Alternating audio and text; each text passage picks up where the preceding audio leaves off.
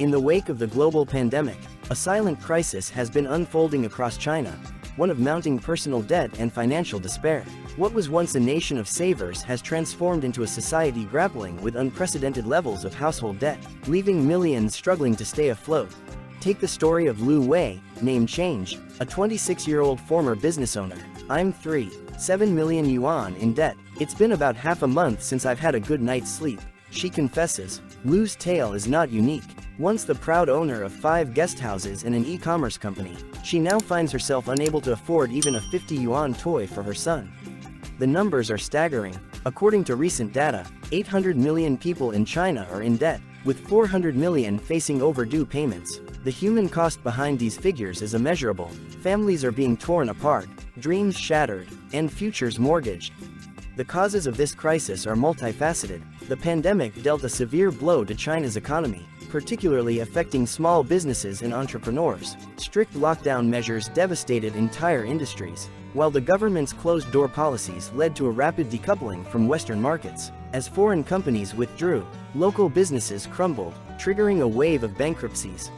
Unemployment and job instability have become rampant. Waves of layoffs and pay cuts have left many unable to meet their financial obligations. The real estate market, long a pillar of China's economic growth, is now teetering. Industry insiders estimate that foreclosed homes in China could exceed 10 million this year, a stark testament to the number of young people who can no longer afford their mortgages. The rise of internet finance has also played a role. Online lending platforms proliferated, often with inadequate regulation. Many borrowers found themselves trapped in cycles of debt, victims of predatory lending practices. The consequences of this debt crisis extend far beyond individual suffering. It's dragging down national consumption capacity, hindering economic recovery. More ominously, it's exacerbating economic inequality, potentially threatening social stability. Han Dong's story illustrates the dramatic falls from grace many are experiencing. Once the founder of a successful restaurant chain with annual revenues exceeding 1 billion yuan, he now lives in a relative's house, relying on his mother's modest pension to support his family of 5. The government's response has been a double-edged sword. While attempting to stabilize the economy, its actions have often compounded the problems of indebted individuals. Legal frameworks prioritize powerful state-owned creditors, leaving entrepreneurs and small business owners with little recourse.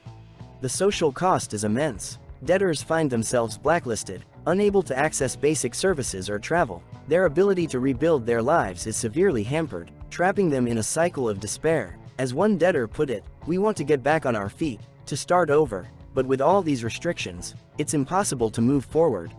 This crisis is reshaping Chinese society. The traditional belief that hard work guarantees a better future is being eroded. Young people are delaying marriage and childbirth, unable to shoulder the financial burdens. The elderly, often the last financial resort for struggling families, are seeing their savings drained.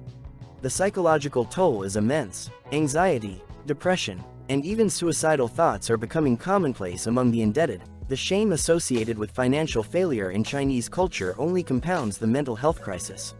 Looking ahead, the path forward is fraught with challenges. China's household debt has grown by 50% in just 5 years, now exceeding 11 trillion US. This level of indebtedness poses significant risks to the nation's financial stability.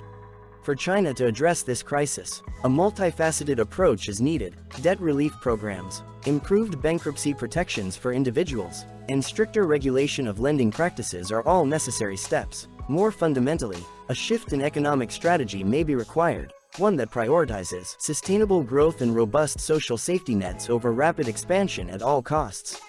The debt crisis in China serves as a stark reminder of the human cost of economic upheaval. It underscores the need for compassionate policies that balance financial stability with individual well-being. As China grapples with this challenge, the world watches, knowing that the outcome will have far-reaching implications for the global economy. Thank you for taking the time to watch this video and engage with this important topic. If you found this information valuable, please consider liking the video and subscribing to our channel for more in-depth analyses of critical global issues. Remember, knowledge is power, and staying informed is the first step towards positive change. Wishing you financial stability and peace of mind in these challenging times.